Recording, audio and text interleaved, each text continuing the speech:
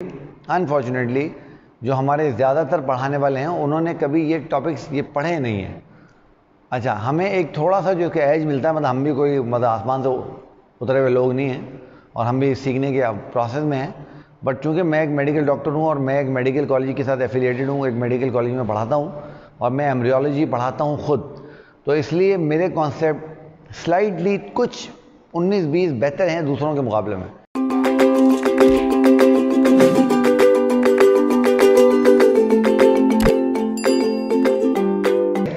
कि ये हमारे पास था एक सेल, इसमें डिवीजन हुई, इसमें हमारे पास बन गए 2 सेल, फिर डिवीजन हुई, 2 से हमारे पास बन गए 4 सेल, फिर 4 से बन गए 8 सेल, डिवीजन होती जा रही है, होती जा रही है, होती जा रही है। अल्टीमेटली क्या होगा?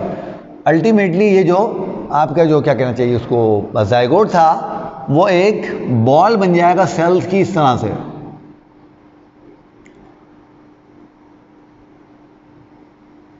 और ये जो बॉल ऑफ सेल है, ये जो बॉल ऑफ सेल है, इस बॉल ऑफ सेल्स को आप और मैं नाम देते हैं मॉड्यूला का।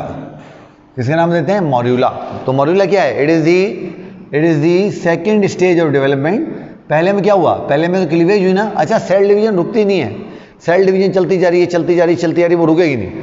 मॉड्यूला में क्या हुआ? जो एम्ब्रियो है, embryo look like a ball of cells, a ball of cells. तो यहां पर जो हमें एम्ब्रियो है वो एक सेल्स की बॉल की तरह नजर आना शुरू हो जाता है। अच्छा, कुछ लोग कहते हैं कि इसके अंदर 32 सेल होते हैं, कुछ लोग कहते हैं इसके अंदर 64 सेल होते हैं, कुछ लोग तो ये भी कहते हैं कि मॉड्यूला है ये बकवास, मॉड्यूला कोई स्टेज होती ही नहीं। वो कह रहे हैं जब आप 32 या 64 सेल्स की स्टेज को एक नाम दे रहे हैं तो 18 सेल को भी कोई नाम दें, 12 को भी कोई नाम दें, 100 वाली को भी नाम दें, 200 वाली को भी नाम दें। इसलिए बहुत सारे लोग तो ये बात में बिलीव ही नहीं करते हैं मॉड्यूला होता भी है, मगर चूंकि हमारी किताब में लिखा हुआ है तो हमें समझना है। ठीक है, बात समझ आ गया आप लोगों को?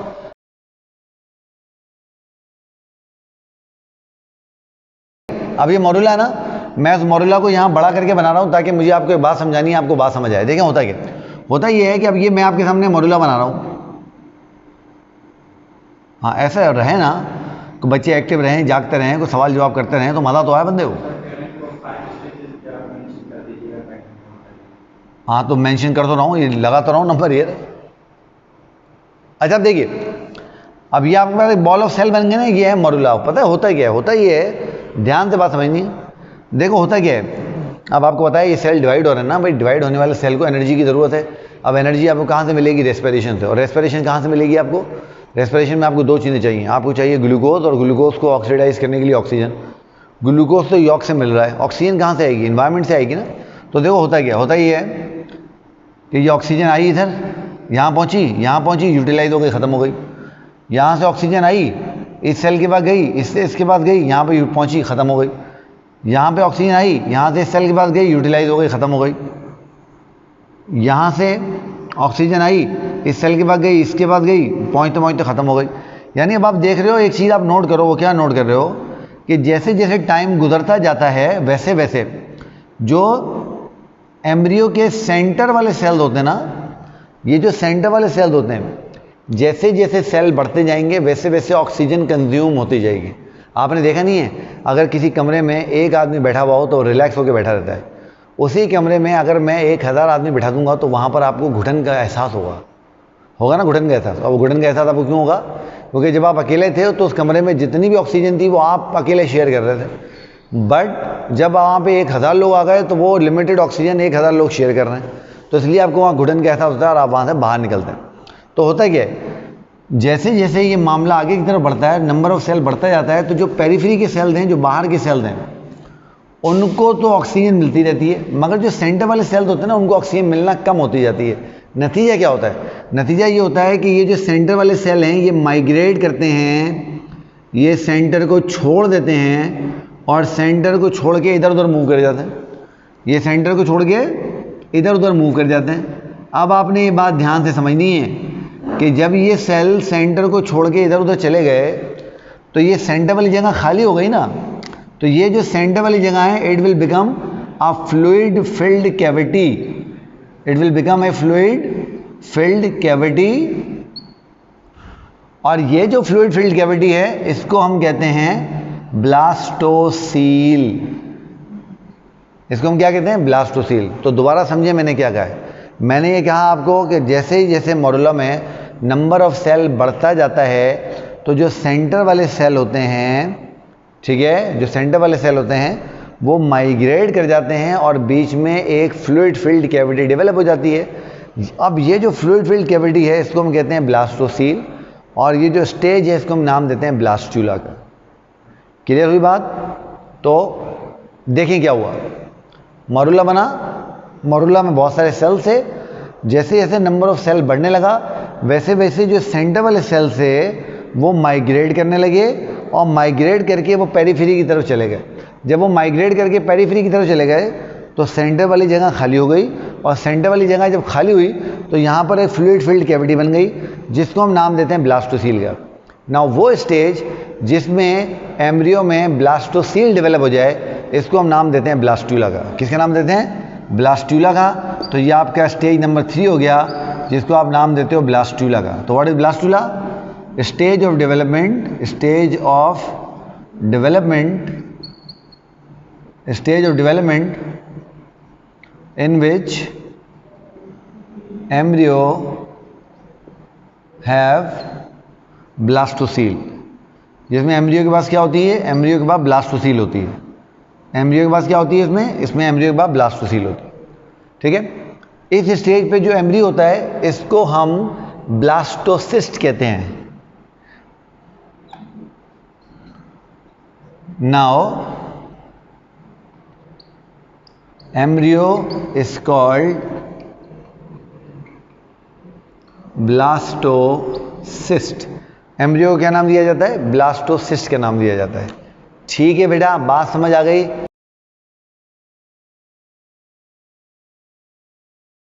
अब मैं आपको समझाता हूं कि यहां तक हुआ गया। अब जरा ध्यान से देखिएगा। हमने ये देखा कि हमारे पास, अब देखें ना, ये एक एम्ब्रियो। चले मैं ऐसा करता हूं, यहां बना लेता हूं। अब देखिए ये हमारे पास एक एम्ब्रियो है। एम्ब्रियो के जो आउटर सेल हैं वो अपनी जगह पर इंटैक्ट हैं। ये जो इसके आउटर सेल हैं वो अपनी जगह पर इंटैक्ट हैं, और इसके अंदर एक कैविटी डेवलप हो गई जिसका नाम है ब्लास्टोसिस्ट। एक लेयर मैं एक दूसरे कलर से बना लेता हूं यहाँ पे, इसकी इस जगह पर यहाँ बना लेता हूँ मैं इसकी। एक सेल की लेयर जो है वो यहाँ पर इस जगह पर मौजूद है, और ये जनाब वाली ब्लास्टोसिस्ट डेवलप हुआ हुआ है। ठीक है, अब देखो मेरी बात सुनो। इस स्टेज में ये जो सेल मैंने रेड से बनाए हैं इनको हम कहते हैं inner cell mass. Inner cell mass यानी ब्लास्टोसिस्ट बनने से क्या फ़ायदा हुआ? ब्लास्टोसिस्ट बनने से हमारा ये फ़ायदा हुआ कि हमारा जो एम्ब्रियो था वो 2 हिस्सों में डिवाइड हो गया। एक को हम कहते हैं इनर सेल मास, और इसको हम कहते हैं इसको हम कहते हैं आउटर सेल मास। क्या कहते थे इसको हम? आउटर सेल मास कह देते हैं, आउटर सेल मास। ठीक है, ये बात क्लियर हो गई, समझ आ गई? अच्छा, अब देखिए क्या होता है। याद कर लें कि जो आउटर सेल मास होता है ये वाला, इसने ट्रोफोब्लास्ट बनाना होता है। अब देखो फिर नाम पे गौर करो, और मैं चाहता हूं तुम नाम पे गौर किया करो क्योंकि तुम बच्चे ना नाम पे गौर नहीं करते हो। देखो ट्रोफोब्लास्ट, ट्रॉफ आपको पता है ना, फीडिंग के लिए इस्तेमाल करते हैं। जैसे आप कहते थे ऑटोट्रॉफ, हेट्रोट्रॉफ, फोटोट्रॉफ, कीमोट्रॉफ, सेप्रोट्रॉफ और पता नहीं कौन कौन से। तो ट्रॉफ का मतलब होता है फीडिंग। तो ट्रोफोब्लास्ट, तो ट्रोफोब्लास्ट ने मतलब ये हुआ कोई ऐसे, और ब्लास्ट मतलब वो सेल है जो एम्ब्रियो बनाता है, ब्लास्टोमर। तो इसका मतलब है कि इन्होंने कोई ऐसी चीज़ बनानी है जिसके न्यूट्रिशन से कोई ताल्लुक होगा। तो eventually they will develop into placenta. Eventually ये किस में डेवलप हो जाएंगे? ये प्लेसेंटा में डेवलप हो जाएंगे। बात समझ आ रही है तुम लोगों को? हाँ, और ये जो इनर सेल मास है, ये इनर सेल मास, ये इनर सेल मास, ये वाला, ये डेवलप हो जाएगा किसके अंदर? ये डेवलप हो जाएगा तुम्हारे एम्ब्रियो प्रॉपर के अंदर। अभी एम्ब्रियो प्रॉपर का मतलब क्या हुआ? मतलब ये जो आपका फीटस बनेगा ना, जो एम्ब्रियो बनेगा, जो ऑर्गेनिज्म बनेगा, वो इससे बनेगा। अभी बात समझ आ रही है नहीं आ रही है? इस तरह से ये होता है। ठीक है, ठीक हो गया, बात समझ आ गई है? कोई सवाल तो नहीं? ठीक है। अच्छा, अब देखें अब क्या होगा। अब गैस्ट्रुला के अंदर क्या होता है, तो ये बात आपने अब बहुत ध्यान से समझनी है कि गैस्ट्रुला के अंदर अब हो गया रहा है। देखें अब गैस्ट्रुला के अंदर क्या होता है। मैं फिर इसको बना लेता हूँ। ये हमारा आउटर सेल मास इंटैक्ट हो गया बिल्कुल। ये हमारा आउटर सेल मास है, ये रहा। बहुत ध्यान से समझना। तो ये जो हमारा आउटर सेल मास है ये वहीं का वहीं पड़ा हुआ है, ये रहा।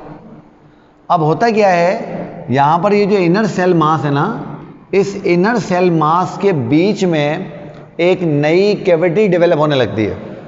ध्यान से सुनो मैं क्या कह रहा हूँ। देखो अब ये है ना, तो देखो अब ये क्या हुआ, ये ऐसे हुआ कि ये जो आपका इनर सेल मास की एक लेयर थी, ये आपके इनर सेल मास की दूसरी लेयर है, और इनके बीच में एक फ्लूइड फिल्ड कैविटी ये डेवलप हो गई। ये तो ब्लास्टोसिस्ट अपनी जगह पे पड़ी हुई, ये एक दूसरी कैविटी डेवलप हो गई है, ठीक है। अब पता है क्या होता है, अब ऐसा होता है, अब क्या होता है, वैसा होता है कि ये वाली जो लेयर है, ये वाली, इसको हम नाम दे देते हैं हाइपोब्लास्ट का, हाइपोब्लास्ट का, और इसको हम नाम दे देते हैं एपीब्लास्ट का, ठीक है। और ध्यान से सुनना है। होता क्या है, होता ये है कि इन दोनों के बीच में ये जो नई कैविटी डेवलप हुई है, ये वाली कैविटी, इसको हम नाम दे देते हैं एमनियोटिक कैविटी का। याद आ गई एमनियोटिक कैविटी, ये मैंने आपको रिप्रोडक्शन वाले चैप्टर में बताई थी। मैंने आपको बताया था कि हमारे पास 3 एक्स्ट्रा एम्ब्रियोनिक जर्म लेयर्स होती हैं। याद आ रहा है आप लोगों को, 3 एक्स्ट्रा एम्ब्रियोनिक जर्म लेयर्स की बात की थी मैंने आपसे, और उनमें से जो एक थी वो एमनियन थी। और मैंने आपको बताया था कि एमनियन क्या करती है, फ्लूइड कंटेनिंग कैविटी होती है जो शॉक एब्जॉर्प्शन का काम करती है ना। तो अब देखो, जो लेयर सेल की एपीब्लास्ट के ऊपर है वो एमनियन के ऊपर है, वो एपीब्लास्ट है, तो it is located above amnion, above amnion, ठीक है। और जो उसके नीचे है वो hypoblast, below amnion, below amnion. और इन दोनों के बीच में कैविटी बनेगी, वो एमनियोटिक कैविटी। तो एमनियोटिक कैविटी कहाँ बनती है, ये बनती है between epiblast and hypoblast, between epiblast and hypoblast. समझ आ गई बात।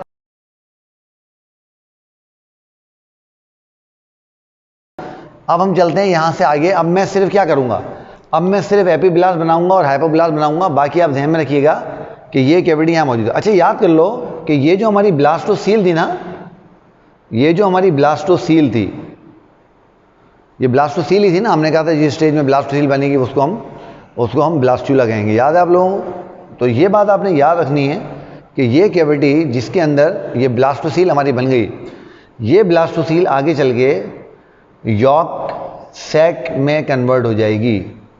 अगर इंसानों की बात करेंगे तो आपको पता है इंसानों में तो यॉर्क होता ही नहीं है, बट ये जो कैविटी बनेगी इसको हम यॉर्क सैक कैविटी कहते हैं, ठीक है। ब्लास्टोसील ही यॉर्क सैक में कन्वर्ट हो जाएगी फ्यूचर में, ठीक है। अच्छा, अब मैं क्या कर रहा हूँ, मैं इस एपीब्लास्ट को हाइपोब्लास्ट को बाहर निकाल रहा हूँ। बहुत ध्यान से आपने समझना है। देखिए यहाँ पर हम इसको बाहर निकाल रहे हैं, इस जगह पर ये हमने एपीब्लास्ट को बाहर निकाल लिया। बहुत ध्यान से समझना, क्योंकि ये बात बच्चों को बहुत ट्रबल करती है, बहुत तंग करती है, उनको समझ ही नहीं आती है। और ये बात हमने बना ली हाइपोब्लास्ट की लेयर।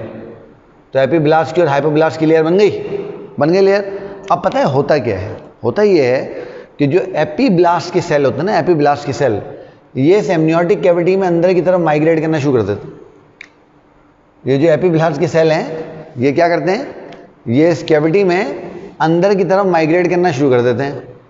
कहाँ माइग्रेट करना शुरू कर देते हैं, अंदर की तरफ माइग्रेट करना शुरू कर देते हैं। जैसे ही ये अंदर की तरफ माइग्रेट करेंगे, जैसे ही ये अंदर की तरफ माइग्रेट करेंगे, ये 2 काम करेंगे। जैसे ही अंदर की तरफ माइग्रेट करेंगे, ये 2 काम करेंगे। और वो 2 काम कौन से होंगे? काम नंबर 1 कि ये एक तो सेल्स की एक लेयर बनाएंगे, कहाँ पर, इस कैविटी के दरमियान में, इस कैविटी के दरमियान में यहाँ पर, ठीक है। नंबर 2, ये नीचे जाएंगे और नीचे जाके रिप्लेस कर लेंगे हाइपोब्लास्ट सेल्स, ठीक है। तो यहाँ पर क्या हुआ, मैं लिखता हूँ, इस जगह लिखता हूँ कि cells of epiblast will migrate inside the body cavity, inside the body cavity, वो बॉडी कैविटी के अंदर माइग्रेट करेंगे and will form a new layer, they will form a new layer, वो एक न्यू लेयर बना लेंगे। ठीक है, अब क्या होगा, जो न्यू लेयर बनी है, new layer which is formed is called mesoderm. इसको हम क्या नाम दे देंगे, मेसोडर्म का। फिर देखो, जो सेल एपिब्लास्ट से अंदर आ गए वो तो अंदर आ गए ना, जो सेल बाहर रह गए वो बाहर रह गए। तो हम यहां लिखते हैं जो रिमेनिंग सेल होंगे एपिब्लास्ट के, remaining cells of epiblast are converted into किस में कन्वर्ट हो जाएंगे शाबाश, एक्टोडर्म में, और एपिब्लास्ट के उन सेल्स ने जिन्होंने हाइपोब्लास्ट को रिप्लेस किया वो बना लेंगे एंडोडर्म। तो cells of epiblast who replaces किसको रिप्लेस करेंगी शाबाश, सेल्स ऑफ हाइपोब्लास्ट को विल फॉर्म, ये बना लेंगे क्या, विल फॉर्म क्या बनाएंगे ये, एंडोडर्म। तो पता ही चला कि जब हम डेवलपमेंट को देखते हैं तो तीनों जो लेयर्स होती हैं, मेसोडर्म, एक्टोडर्म और एंडोडर्म, इनका जो सोर्स होता है वो सेल्स ऑफ एपिब्लास्ट होते हैं और सेल्स ऑफ एपिब्लास्ट ही इनको बनाते हैं। बात समझ आई? अच्छा, अब यहाँ पर एक कहानी में छोटा सा ट्विस्ट है, और वो ट्विस्ट ये मैं बता दूँ आपको, मैं इसको अलग लिख दूँ, हालांकि ये गलत है, बट आपकी किताब में ये लिखा हुआ है, कि mesoderm plus ectoderm,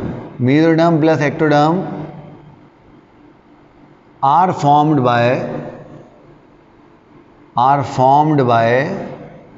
formed by epiblast, और इसने लिखा हुआ है कि एंडोडर्म इज फॉर्म्ड बाय